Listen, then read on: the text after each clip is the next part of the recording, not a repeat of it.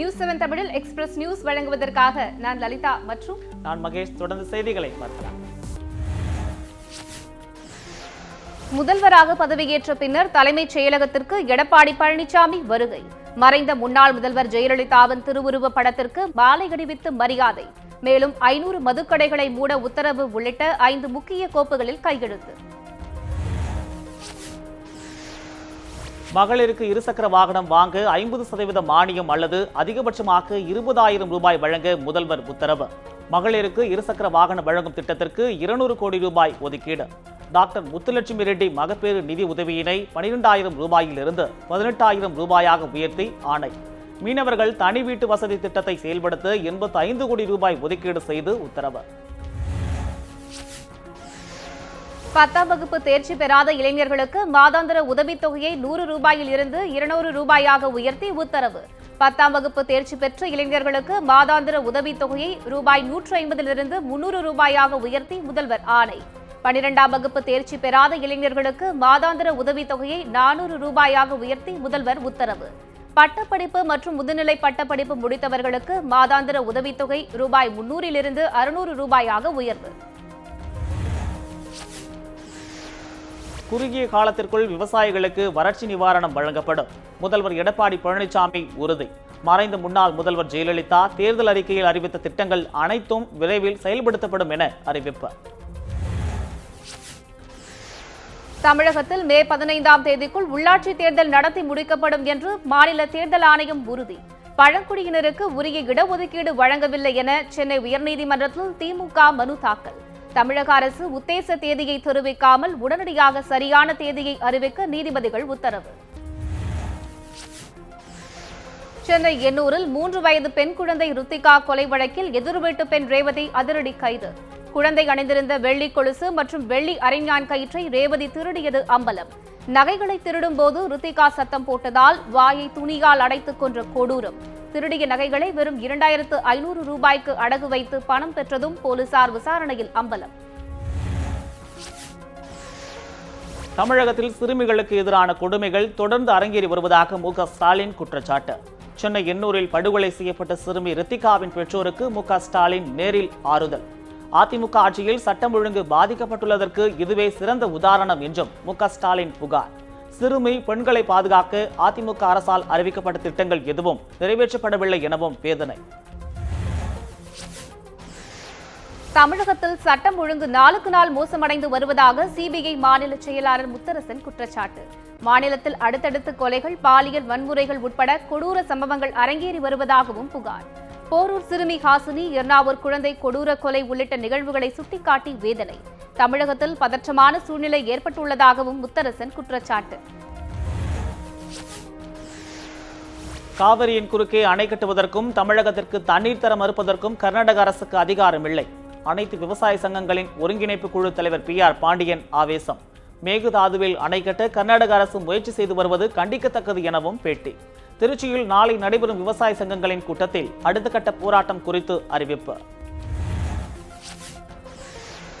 காவிரியில் கழிவுநீர் கலக்கும் விவகாரத்தில் பொதுவான வல்லுநர் குழுவை அமைக்க கோரி மனு தாக்கல். தமிழக அரசு 2 வார காலத்திற்குள் பதிலளிக்க வேண்டும் என உச்சநீதிமன்றம் உத்தரவு. பொதுவான வல்லுநர் குழுவை அமைக்குமாறு 2 மாநில அரசுகளுக்கும் நீதிபதிகள் அறிவுறுத்தல். தமிழக அரசின் கோரிக்கையை ஏற்று வழக்கு விசாரணை 2 வாரத்திற்கு ஒத்திவைப்பு. நடிகை பாவனாவுக்கு பாலியல் தொந்தரவு அளித்தவர்கள் மீது கடும் நடவடிக்கை எடுக்க வலியுறுத்தல். தென்னிந்திய நடிகர் சங்கத்தின் பொதுச் செயலாளர் விஷால் வேண்டுகோள். பாலியல் தொந்தரவு அளித்தவர்கள் மீது நடவடிக்கை எடுக்க கோரி கேரள முதல்வருக்கு கடிதம். எண்ணூரில் 3 வயது குழந்தையை கொலை செய்தவர்களை கடுமையாக தண்டிக்க வலியுறுத்தல். தமிழகம் முழுவதும் அதிமுக MLAக்கள், MPக்கள் வீடுகள் மற்றும் அலுவலகங்களுக்கு பலத்த போலீஸ் பாதுகாப்பு. சொந்த ஊர்களில் உள்ள அலுவலகங்கள், வீடுகளில் பலத்த போலீஸ் பாதுகாப்பு. எடப்பாடி பழனிசாமி அரசுக்கு ஆதரவு அளித்த அதிமுக MLAக்களுக்கு தொடர்ந்து மிரட்டல் எதிரொலி. ஓ பன்னீர்செல்வத்திற்கு ஆதரவு அளித்த ஸ்ரீவைகுண்டம் சட்டமன்ற உறுப்பினர் அலுவலகத்திற்கும் போலீஸ் பாதுகாப்பு. நாமக்கல் சட்டமன்ற உறுப்பினர் பி. பாஸ்கர் வீட்டிற்கு போலீஸ் பாதுகாப்பு அளிப்பு. அதிமுக நிர்வாகிகள், பொதுமக்கள் எதிர்ப்பால் MLA அலுவலகத்திற்கு பலத்த போலீஸ் பாதுகாப்பு. நாமக்கல் எம்பியும் ஓ பன்னீர்செல்வத்தின் ஆதரவாளருமான PR சுந்தரத்தின் வீட்டிற்கும் போலீஸ் பாதுகாப்பு. அதிமுக அரசின் தலைமை கொறடாவும் அரியலூர் சட்டமன்ற தொகுதி உறுப்பினருமான ராஜேந்திரன் வீட்டிற்கு பலத்த போலீஸ் பாதுகாப்பு. ராஜேந்திரன் அலுவலகத்திற்கும் 24 மணி நேரம் துப்பாக்கி ஏந்திய போலீஸ் பாதுகாப்பு அளிப்பு.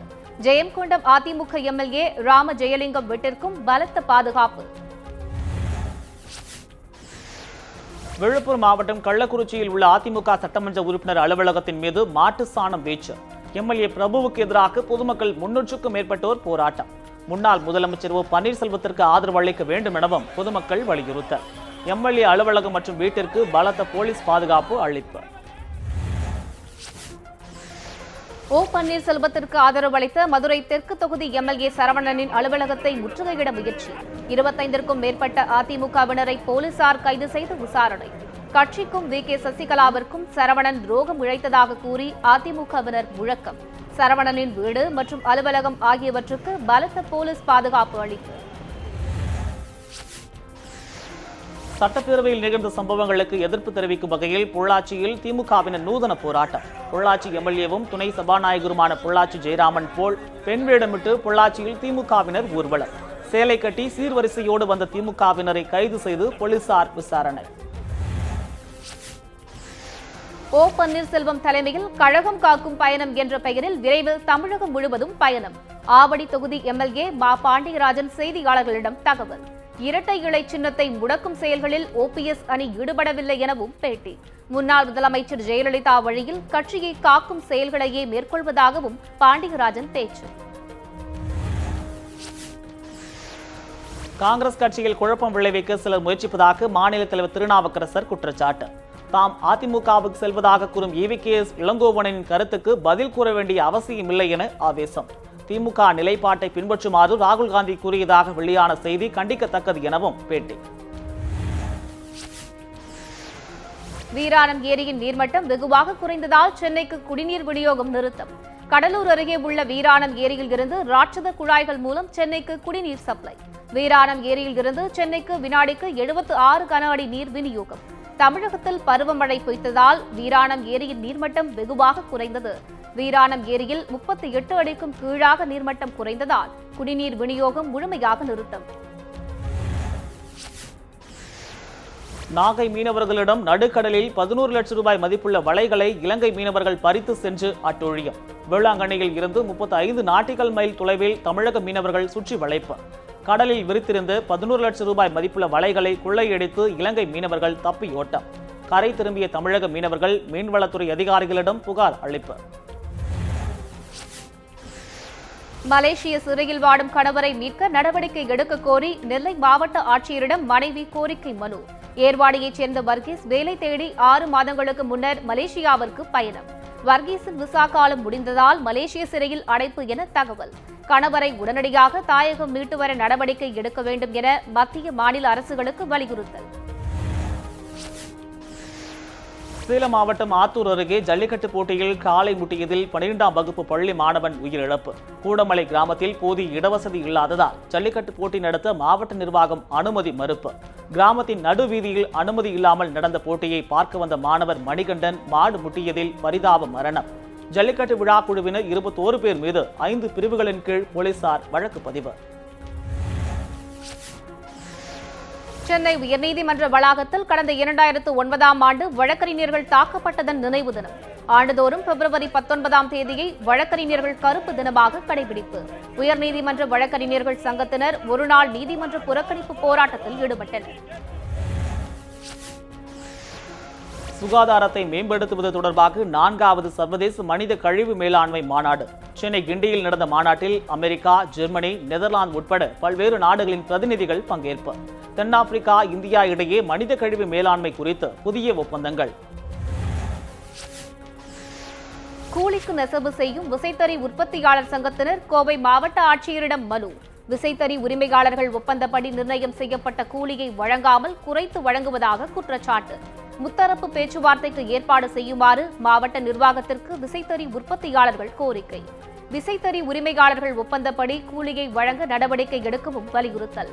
உரிய தீர்வு ஏற்படாவிட்டால் வேலை நிறுத்த போராட்டத்தில் ஈடுபடப் போவதாகவும் எச்சரிக்கை.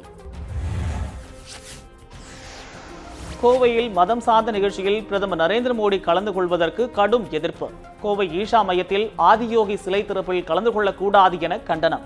பிரதமரின் வருகையை கண்டித்து இந்திய கம்யூனிஸ்ட் மார்க்சிஸ்ட் லெனினிஸ்ட் அமைப்பு சார்பில் ஆர்ப்பாட்டம் நடத்த முடிவு. புதுச்சேரி அரசு பாரதிதாசன் மகளிர் கல்லூரிக்குள் செல்போன் பயன்படுத்த மாணவிகளுக்கு தடை விதிப்பு. வகுப்பறைக்குள் பேராசிரியர்களும் செல்போன் பயன்படுத்த உடனடியாக தடை விதிப்பு.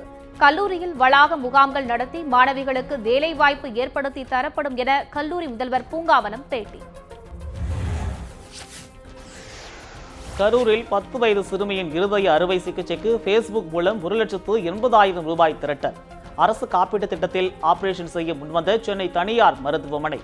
கூடுதலாக தேவைப்படும் 80,000 ரூபாய் நிதியளிக்க மாவட்ட ஆட்சியரிடம் சமூக ஆர்வலர்கள் மனு. ஏழை தொழிலாளி மகளின் அறுவை சிகிச்சைக்கு தேவையான நிதியை அளிக்க நடவடிக்கை எடுப்பதாக மாவட்ட ஆட்சியர் உறுதி. காஞ்சிபுரம் சர்வ தீர்த்த குளத்து நீரில் அடையாளம் தெரியாத ஆண் சடலம். கடந்த 2 வருடத்தில் 8ற்கும் மேற்பட்டோர் நீரில் மூழ்கி பலியானதால் பொதுமக்கள் அச்சம். காஞ்சி அரசு தலைமை மருத்துவமனைக்கு பிரேத பரிசோதனைக்கு சடலம் அனுப்பி வைப்பு. சம்பவம் குறித்து போலீசார் வழக்கு பதிவு செய்து தீவிர விசாரணை. தமிழகம் முழுவதும் போதிய நிதி ஒதுக்கீடு செய்யாமல் ஊராட்சி பகுதிகளில் குறியீடு நிர்ணயம் செய்து பணிகளை முடிக்க வலியுறுத்துவதாக புகார். தமிழக ஊரக வளர்ச்சித்துறை அலுவலர் சங்கத்தினர் மாநிலம் முழுவதும் சிறு விடுப்பு எடுத்து ஆர்ப்பாட்டம். விடுமுறை நாட்களில் ஆய்வுக் கூட்டம் நடத்தப்படுவதாகவும் ஊரக வளர்ச்சித்துறை அலுவலர்கள் குற்றச்சாட்டு. நெல்லை மாவட்ட ஆட்சியரிடம் 600க்கும் மேற்பட்டோர் கோரிக்கை மனு அளிப்பு. ஊரக வளர்ச்சித்துறையில் உயரதிகாரிகளின் எல்லை மீறிய தொல்லை தருவதாக ஊரக வளர்ச்சித்துறை அலுவலர்கள் புகார். உயரதிகாரிகளின் அத்துமீறல்களை தடுக்க கோரி திருச்சியில் மாவட்ட ஆட்சியரிடம் மனு. திருச்சி மாவட்டத்தில் உள்ள 14 ஊராட்சி ஒன்றியங்களில் 756 ஊழியர்கள் சிறு விடுப்பு எடுத்து கண்டன ஆர்ப்பாட்டம். தங்களின் கோரிக்கைகளை நிறைவேற்ற வலியுறுத்தி வரும் மார்ச் 14ஆம் தேதி முதல் காலவரையற்ற போராட்டத்தில் ஈடுபட முடிவு. ஊரக வளர்ச்சித்துறையில் போதிய நிதி ஒதுக்காமல் திட்டங்களை நிறைவேற்ற உயரதிகாரிகள் அழுத்தம் கொடுப்பதாக புகார். சேலம் மாவட்டம் முழுவதும் ஊரக வளர்ச்சித்துறை அதிகாரிகள் தற்செயல் விடுப்பு எடுத்து போராட்டம். தமிழகம் முழுவதும் ஊரக வளர்ச்சித்துறையில் பணிகள் முற்றிலுமாக பாதிப்பு என தகவல். சென்னை திருச்சி இடையேயான புதிய விமான சேவைக்கு திருச்சி விமான நிலையத்தில் வாட்டர் சல்யூட் அடித்து வரவேற்பு. சென்னை திருச்சி இடையே ஏர் கார்னிவல் விமான சேவை இன்று முதல் துவங்கியது. சென்னை திருச்சி புதிய விமான சேவைக்கு பல்வேறு தரப்பினரும் உற்சாக வரவேற்பு. புதிய விமானத்தின் மீது வாட்டர் சல்யூட் எனப்படும் தண்ணீரை பீச்சி அடித்து விமான நிலைய ஊழியர்கள் வரவேற்பு. நமது பாரம்பரியத்தை பின்பற்றினால் புற்றுநோய் உள்ளிட்ட நோய்கள் வருவதை தடுக்கலாம் என நடிகை கௌதமி பேச்சு. சென்னை அடையாறு புற்றுநோய் மருத்துவமனை குழந்தைகள் பிரிவு வளாகத்தில் புதிய பூங்காவை நடிகை திறந்து வைத்தார் கௌதமி. புற்றுநோய் பற்றிய விழிப்புணர்வை பொதுமக்களிடம் அதிகரிக்க வேண்டும் என நடிகை கௌதமி வலியுறுத்தல். புற்றுநோய் பாதிக்கப்பட்ட குழந்தைகளின் மன வலிமையை அதிகரிக்க புதிய பூங்கா உதவும் எனவும் நம்பிக்கை. தமிழகத்தில் வரலாறு காணாத வறட்சி ஏற்பட்டுள்ளதாக விவசாயிகள் குற்றச்சாட்டு. விவசாயிகளுக்கு உரிய இழப்பீடு வழங்க வலியுறுத்தி திருத்துறைப்பூண்டியில் சிபிஎம் கட்சியினர் காத்திருப்பு போராட்டம். மத்திய மாநில அரசுகளை கண்டித்து முழக்கம். இறந்த விவசாயிகளின் குடும்பங்களுக்கு நிவாரணம் வழங்க வலியுறுத்தி தொடர் முழக்கம். 2015-16ஆம் ஆண்டிற்கான பயிர் காப்பீட்டுத் தொகையை உடனடியாக வழங்கவும் கோரிக்கை. தருமபுரி மாவட்டம் பாப்பிரெட்டிப்பட்டி அருகே மின்கசிவினால் 2 வீடுகள் எரிந்து சேதம். தாளநத்தம் கிராமத்தைச் சேர்ந்த ஆனந்தனின் கூரை வீட்டின் வழியாக செல்லும் மின்கம்பியில் திடீர் உராய்வால் தீ விபத்து. தீயணைப்பு வாகனம் வருவதற்கு முன்பாகவே 2 வீடுகள் முற்றிலும் எரிந்து சேதம். தீ விபத்தில் சுமார் 5 லட்சம் ரூபாய் மதிப்பிலான பொருட்கள் எரிந்து நாசம் என தகவல். கோவை மாவட்டம் அன்னூர் பகுதியில் குழந்தைகள் பள்ளிக்கு செல்ல பேருந்து வசதி செய்து தர பெற்றோர் கோரிக்கை. கோவை மாவட்ட ஆட்சியரை நேரில் சந்தித்து பொதுமக்கள் மனு. போதிய பேருந்து வசதி இல்லாததால் தினமும் 2 கிலோமீட்டர் குழந்தைகள் பள்ளிக்கு நடந்து செல்வதாக வேதனை. உடனடியாக மாவட்ட நிர்வாகம் பேருந்து அல்லது வேன் வசதி செய்து தர வேண்டும் என பொதுமக்கள் கோரிக்கை.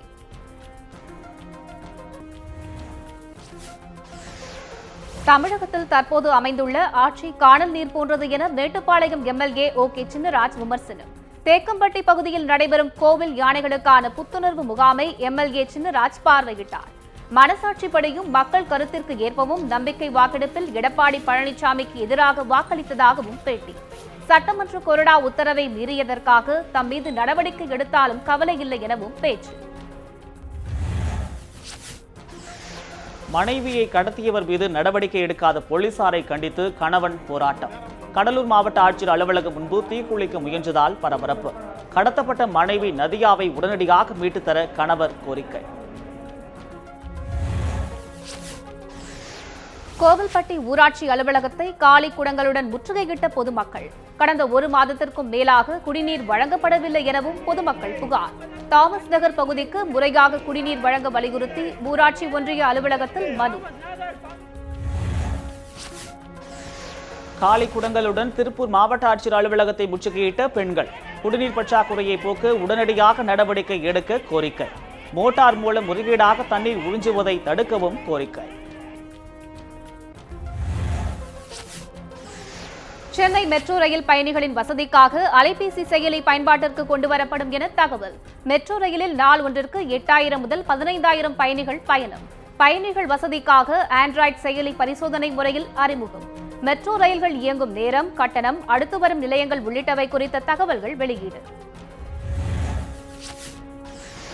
இந்தியா முழுவதும் உள்ள 56 தபால் நிலையங்களில் பாஸ்போர்ட் சேவை மையம் உருவாக்கப்படும் என மத்திய அரசு அறிவிப்பு.